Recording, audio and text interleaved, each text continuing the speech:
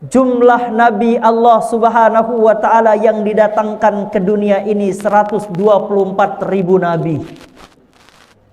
Ada yang tahu berapa Rasul yang Allah utus di antara Nabi-Nabi itu? Jumlah Rasulnya Allah Ta'ala adalah 313 Rasul. Jadi jumlah Rasul itu 313, jumlah Nabi itu 124.000 Nabi. Ingat niki. Jadi yang kita hafal 25 niki adalah sebagian daripada Nabi dan Rasul.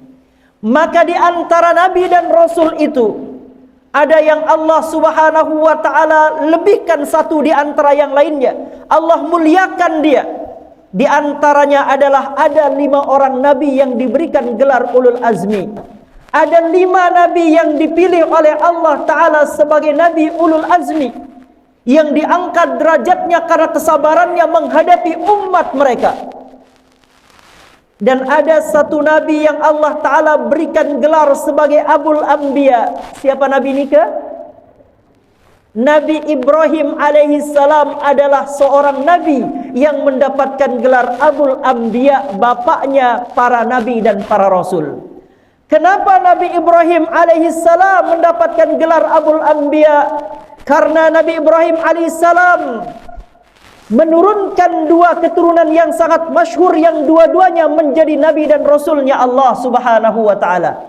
Yang pertama, dari Nabi Ibrahim lahirlah seorang anak yang bernama Nabi Ismail. Dari pernikahan Nabi Ibrahim dengan Siti Hajar atau Sayyidah Hajar, lahirlah kemudian keturunannya bernama Nabi Ismail alaihissalam. Kemudian dari pernikahan yang lain dengan Sayyidah Sarah, maka lahirlah keturunan Nabi Ibrahim yang kita kenal dengan nama Nabi Ishaq. Nabi Ishaq juga diangkat oleh Allah Ta'ala menjadi Nabi dan Rasul. Maka 2 keturunan Nabi Ibrahim ini masyhur sebagai Nabi dan Rasul. Maka dari Nabi Ismail alaihissalam lahirlah bangsa Arab.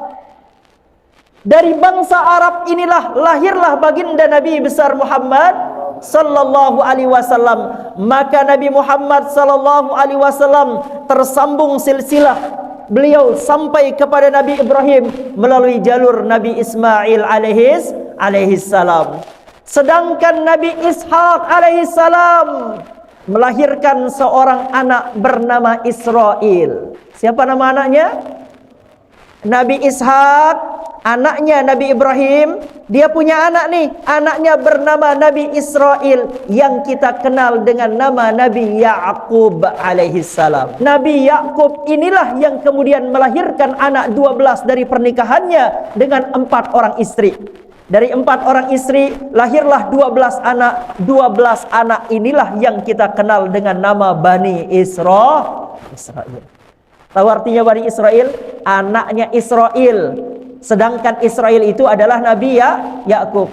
Maka karena Israel itu adalah Nabi Ya'qub alaihissalam, haram kita mendoakan laknat untuk Israel. Niki dipahami. Jangan sampai ada yang berdoa Allahumma la'an Israel, ya Allah laknatlah Israel. Kalau ada yang berdoa seperti itu doa yang salah. Berarti doa menyuruh Allah melaknat Nabi siapa? Nabi Ya'qub alaihissalam. Nah, niki biar kita paham dulu nggih. Jadi Israel itu adalah Nabi Ya'qub. Beliau punya anak dari pernikahan dengan 4 orang istri. Berapa anaknya? 12. Di antara 12 anaknya itu ada yang bernama Yusuf, ada yang bernama Bunyamin, ada yang bernama Lewi, ada yang bernama Yahuda, dan lain sebagainya. Dan dari anak yang bernama Yahuda inilah nanti akan lahir keturunan yang dinamakan dengan Yahudi, dinisbatkan kepada orang yang bernama Yahuda. Sampai di sini paham?